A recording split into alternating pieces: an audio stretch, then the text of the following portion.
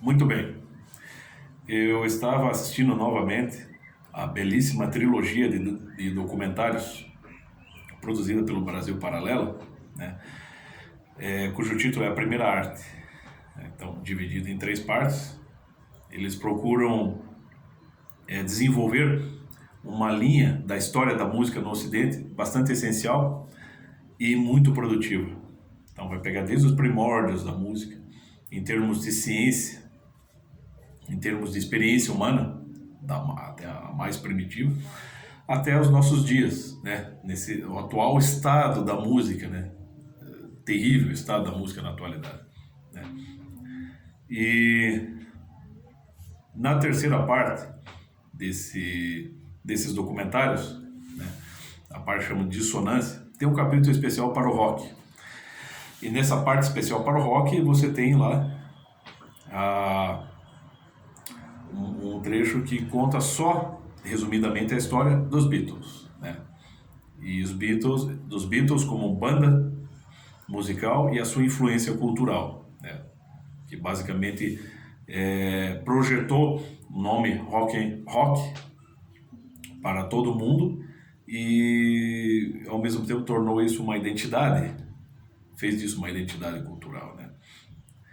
Então, é claro, eu até de fato já sabia disso, mas no Brasil Paralelo explicaram melhor que ninguém.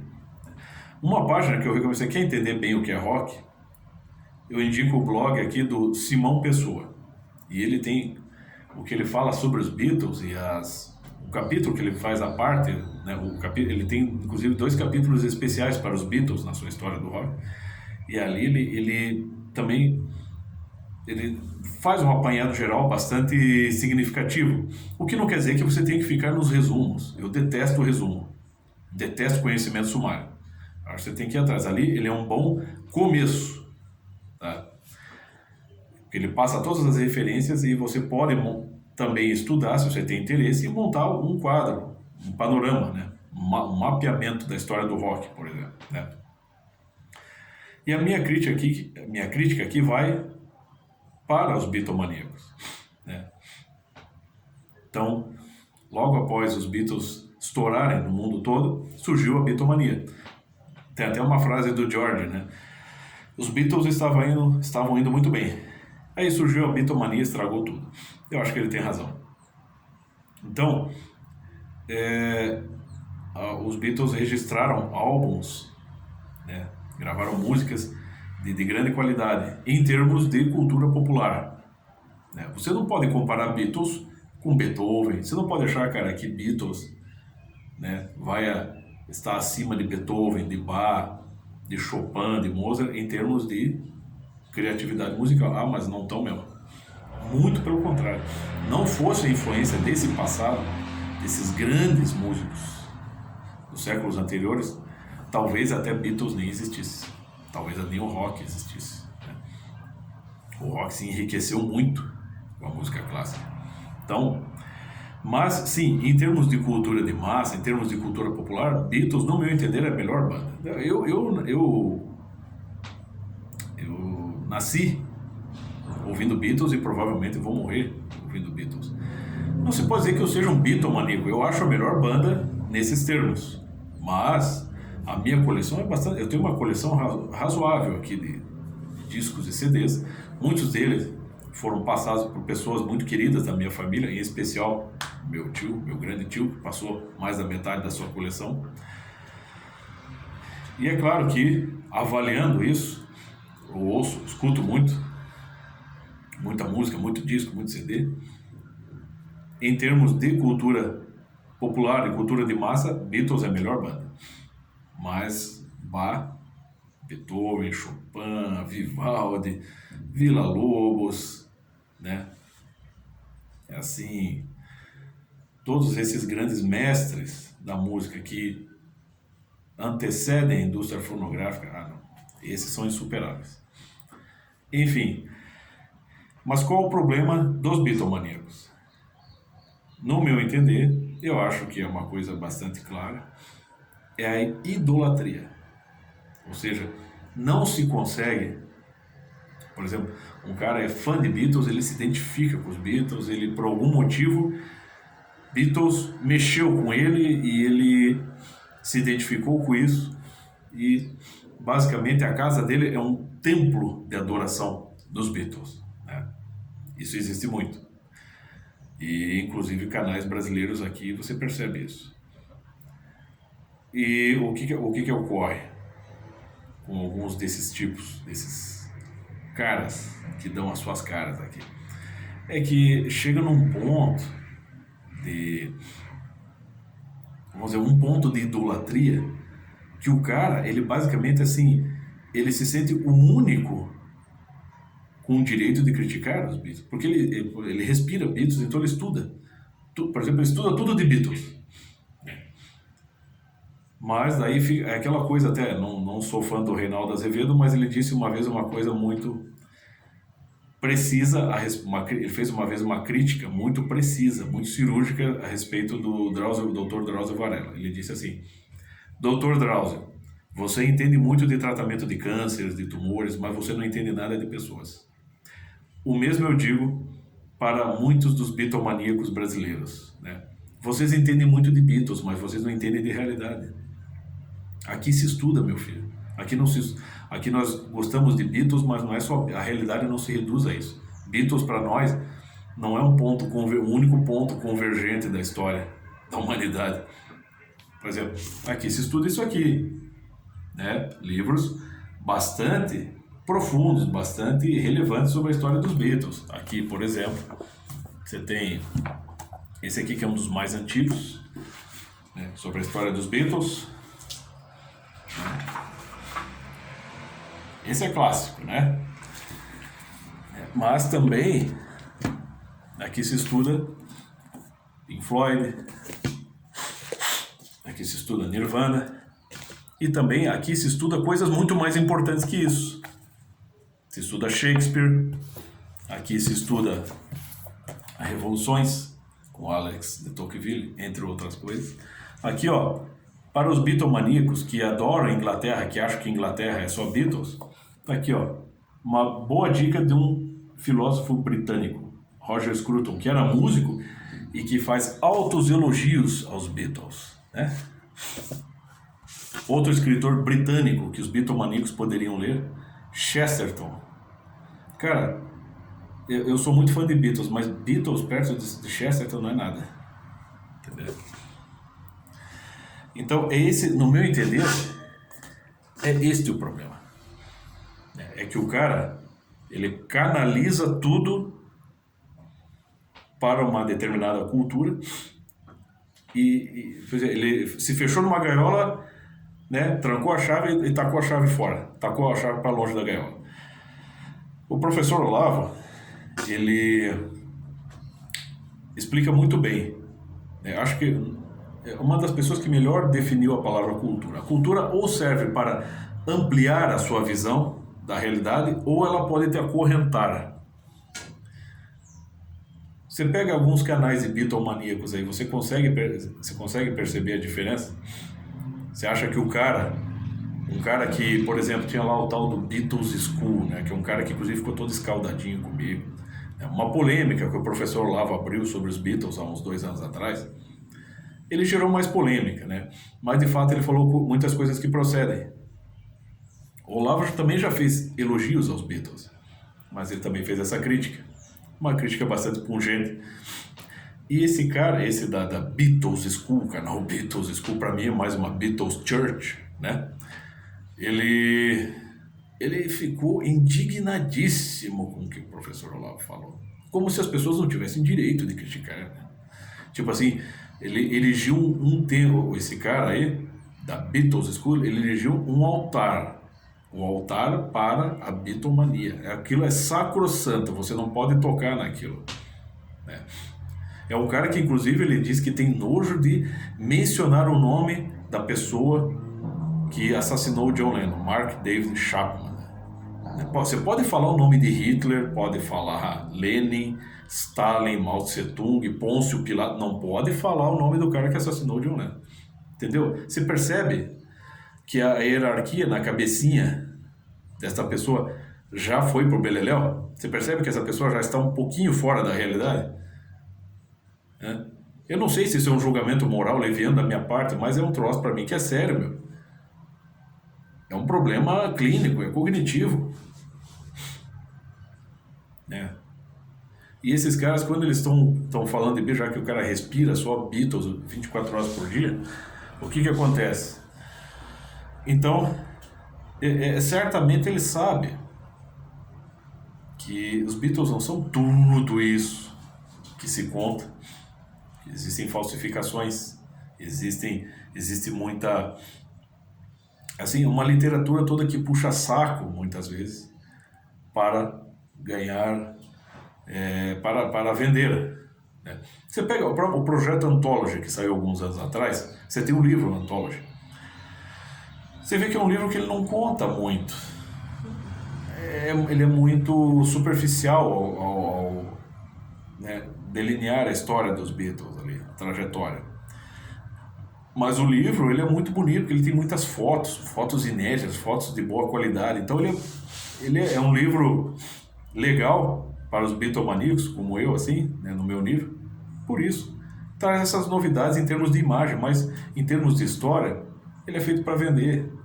Né? E muitos desses Beatlemaníacos entendem isso, que existe muita coisa, muito material sobre a banda que é lançada com o único intuito de vender, de criar uma imagem, embelezar, maquiar muito a imagem da banda, né, dos Beatles, para vender.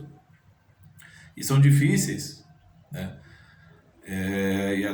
Não são raros, mas não são em menor quantidade os livros que de fato contam uma história real, mais real dos Beatles, e que vão abordar todos os podres. Por exemplo, aqui a gente estuda história da filosofia, história da literatura, história das ciências, né? História da dramaturgia.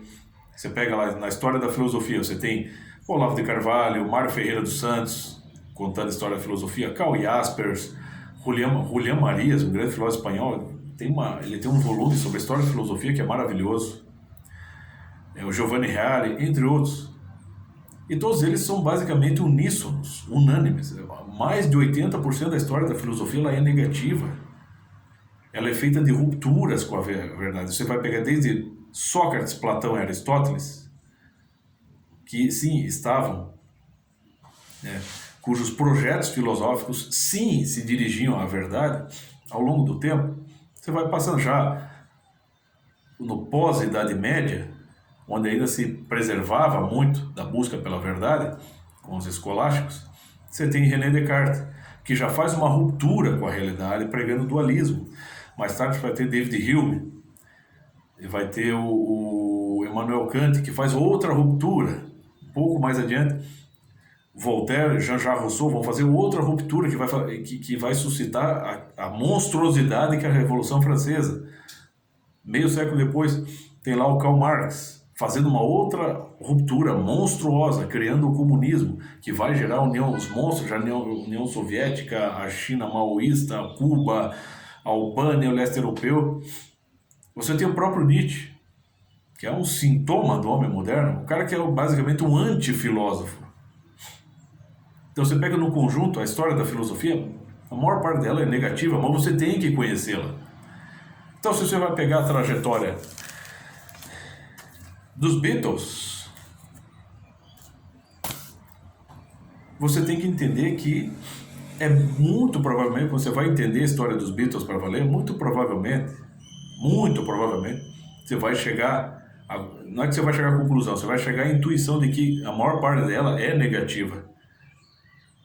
Por um lado, os Beatles eles têm uma influência positiva no sentido de criatividade musical, de estética, o senso estético musical que os Beatles criaram em mim foi eu acho muito importante. Me aproximou, por exemplo, da música erudita, né? Perdão. Mas em termos de cultura de massa, em termos de marketing, não adianta bater o pé comigo que aqui a gente estuda, meu filho. Sim, tem uma influência subversiva que é terrível. Ou vocês acham que tudo que os Beatles produziram em termos de música, de álbuns, de comportamento, de moda, você acha que veio só da cabecinha deles? Não, você tem muita gente por trás disso. Você tinha até a fotógrafa, Astrid, a viúva de Stuart, para quem é bitomaníaco sabe, Stuart Sutcliffe, né? Um dos membros dos Beatles nos seus primórdios, que acabou falecendo de hemorragia cerebral. A banda acabou se confrontando, eles não eram conhecidos, estavam em Hamburgo, se confrontaram com um grupo de skinheads, se eu não me engano. O cara tomou uma porrada na cabeça e mais tarde acabou morrendo de hemorragia. Mas essa companheira deles, ela trabalhou com os Beatles e foi determinando até os cortes de cabelo da banda, né, ao longo dos anos, até que os Beatles, até o último ano que os Beatles estavam juntos. Você percebe, para quem gosta dos Beatles sabe, quando os Beatles terminaram em 1970, os cortes de cabelo de cada um mudou radicalmente, porque eles não precisavam mais se ater àquele contrato que incluía até o visual deles e o modo de se vestir. Então, uma série de agentes por trás disso. Eu mencionei a fotógrafa, tem muito mais gente. Eu vou pegar aqui um exemplo de fora dos Beatles, já que no início dos anos 60 foram surgindo muitas bandas, né? Rolling Stones, Herman Hermits, The Hollies, The Animals, né? The Doors, The Who, e você tem o Yardbirds, uma puta de uma banda que é o pré-Led Zeppelin. Eu tenho, na minha coleção aqui, eu tenho uma pequena sequência de LPs do Yardbirds antes de começar a minha sequência do Led Zeppelin aqui, né? E um dos fotógrafos das bandas dos anos 60, acho que foi há uns 5 anos atrás, assistindo no canal Bis, estavam entrevistando ele, eu não recordo o nome desse fotógrafo, já bem idoso. Então ele falou assim, de um movimento de subversão já na época. Ele mesmo, claro, a gente entende isso da contracultura pelos livros de história dos movimentos revolucionários, e a contracultura está dentro disso, mas ele mesmo, uma testemunha da época e um agente disso, trabalhando como agente subversivo na época, ele mesmo fala. Daí ele colocou uma foto de Yardbirds ali na tela, já tava lá o Jeff Beck, Jim Page, Eric Clapton, né, na banda, e eles todos, que era muito comum na época, né, fazer uma foto dos rapazes encarando a câmera, como uma postura meio de delinquentes, mas já com um visual, como ele explica, com um visual meio andrógeno, né? Parece assim aquele rostinho assim meio de anjinho, de menininha, mas com uma posição desafiadora. E Yardbirds em inglês. E um detalhe, ele chamou a atenção, que era bem o que ele queria, que ocorreu acidentalmente quando ele registrou aquela foto, é que bem lá atrás da banda, ele disse, ainda existiam muito daqueles socialites, aquelas pessoas de elite da Inglaterra, que se vestiam como os nobres lá, na era vitoriana, no século XIX ali, por exemplo. Não sei se é da era vitoriana agora, mas os nobres, lords, ingleses, muita gente ainda, em meados dos anos 60, ainda se vestia, mantinha uma certa tradição de se vestir como aquelas pessoas do século XIX. Tradicionalmente, como é na Inglaterra. E então ele chamou a atenção para isso, aquele senhor passando lá atrás e observando aqueles rapazes ali, né?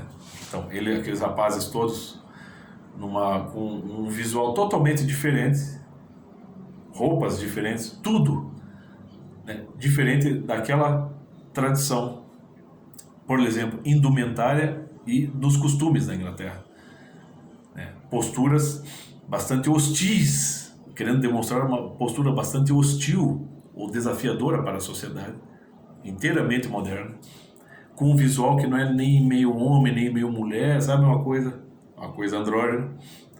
E lá atrás, aquele lord observando a coisa com certa curiosidade. Ele chamou atenção para isso justamente para mostrar uma ruptura, que a intenção era, sim, promover uma ruptura. E a cultura pop, rock, cresceu muito, ela influenciou muito uma geração de lá para cá. E influenciou mesmo, como cultura, fazendo parte da vida das pessoas, entrando na casa das pessoas. Então, quando ele mesmo fala, um retrato como esse, que mostra jovens músicos com uma atitude hostil ao passado, né, fazendo esse rompimento com o passado, sim, é algo subversivo, é algo, infelizmente, eu tenho que dizer, gosto de bandas, mas revolucionário no pior sentido. E com os Beatles não foi diferente, tá? porque aqui não se estuda só Beatles. Quando os Beatles já estavam mais... Coisas começaram a estourar no mundo, também veio a era em meados dos anos 60, por influência de Timothy Leary, né, professor de Harvard, a era das portas para a percepção, como escreveu Aldous Huxley, né?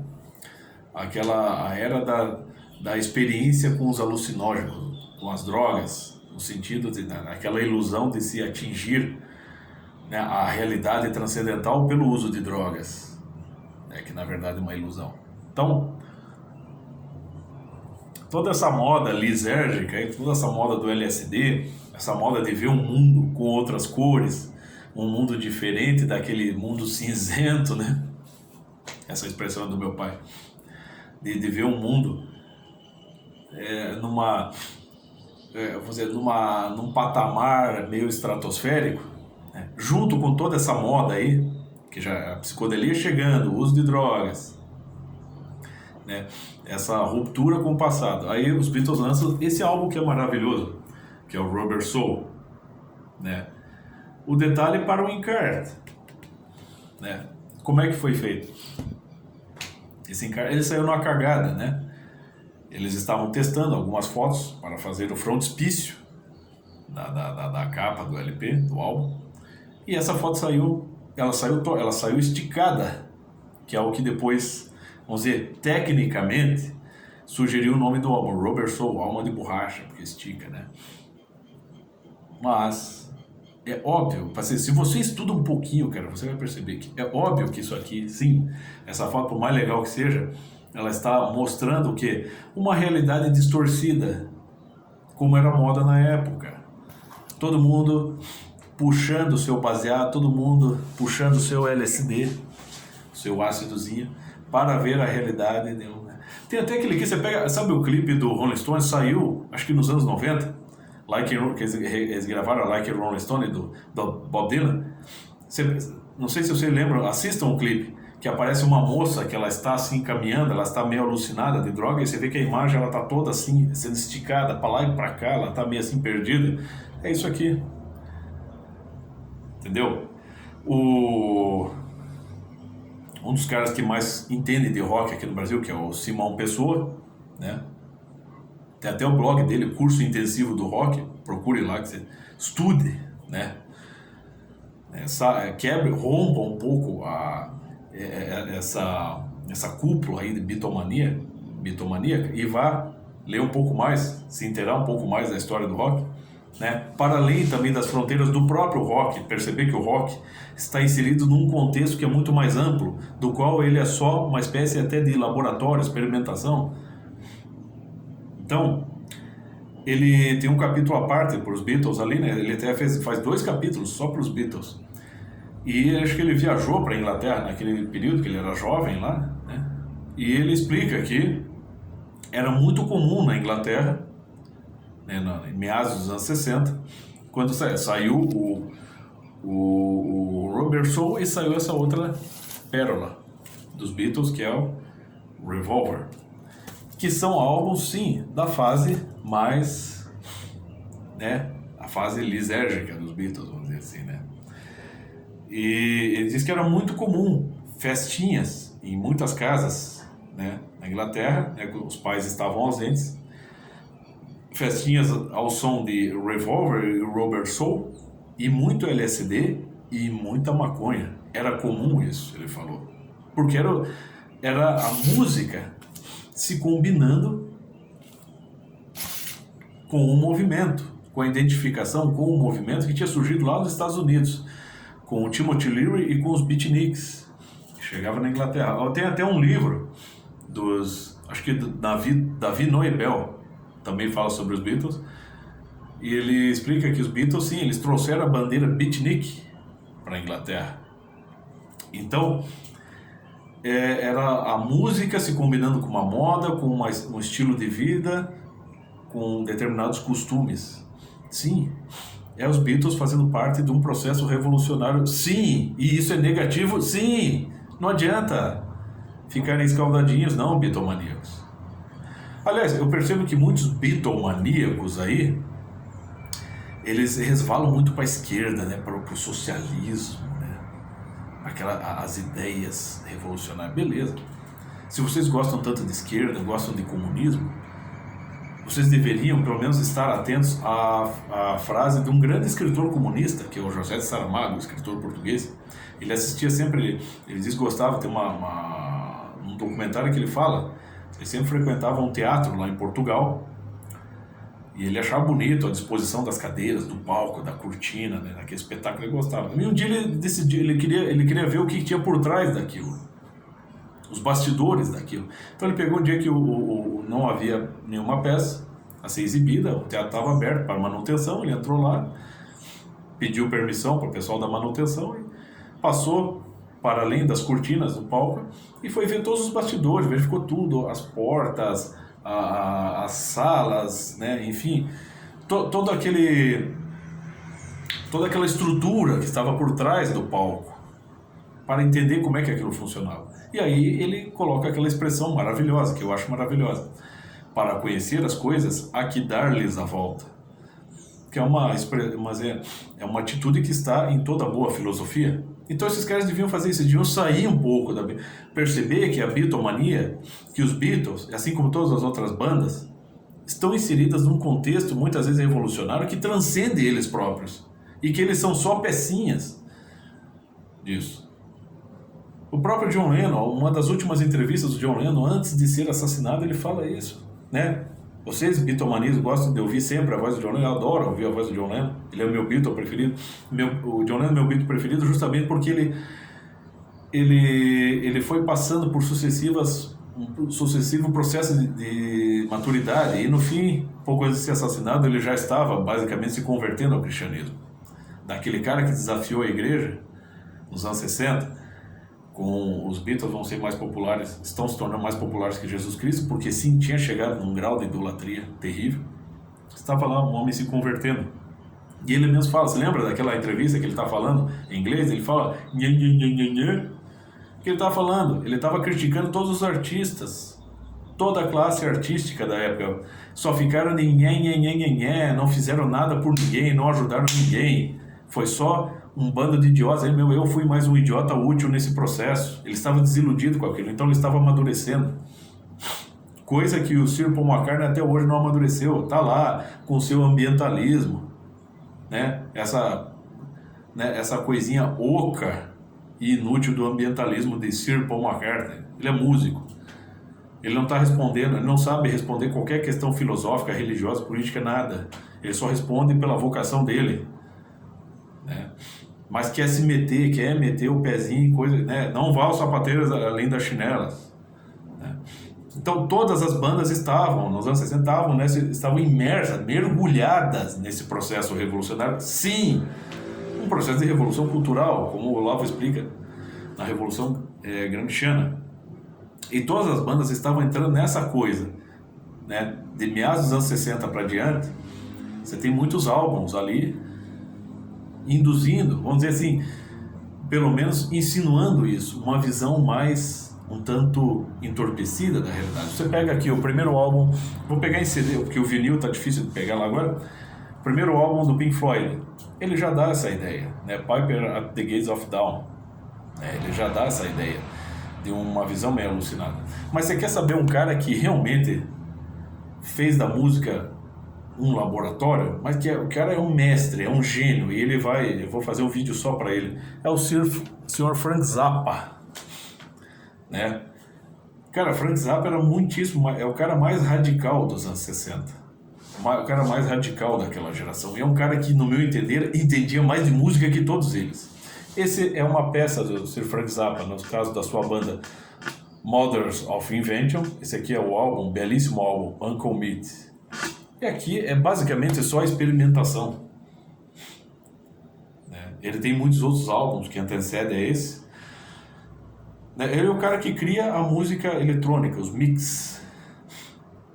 E ele, então, vamos dizer assim, por meio de fazer do estúdio um laboratório de música, ele também promoveu muitos eventos, shows que são verdadeiros laboratórios de vamos dizer assim, criar um novo tipo de cultura, um novo tipo de comportamento.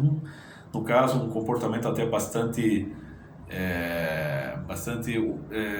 dizer assim, repleto de escárnio, né? Tem até numa entrevista, o próprio Frank Zappa fala, né? Para mim, o absurdo é a única realidade. E essa é a visão dele. Então é um cara que queria quebrar muitos parâmetros, sim, que isso é bom, isso pode ser uma brecha para a criatividade, mas nunca esqueça que sempre tem também um outro lado da história, onde a coisa, que é a ruptura, também acaba criando problemas, né? Problemas sociais, né? Você, por exemplo, você pode gerar como se gerou nos anos 60, um certo caos entre a juventude, sobretudo com o uso de drogas, né? O estímulo ao uso de drogas, que cresceu muito, e isso, né?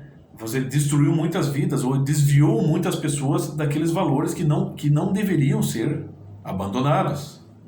Você pega o próprio Woodstock, a história do Woodstock. Você tem lá um slogan que diz Nação Woodstock. Quando você tem esse slogan, Nação Woodstock, você acha que isso aí é uma coisinha à toa? Não, eles só estão falando uma espécie de apelido para coisa. Não, a coisa mesmo é para criar uma espécie de comunidade à parte, onde os valores são outros, onde se estabelece uma outra hierarquia, até uma hierarquia inversa da ordem que já existe, uma espécie de nova ordem, não é? Não adianta ir, pela música se pode fazer muito isso, e não adianta, você tem que entender isso, né? Então, a minha crítica aos bitomaníacos aí, aqui no Brasil, é essa, que os caras erigiram um altar para esse tipo de cultura e ninguém pode tocar naquilo, né? E o que acontece?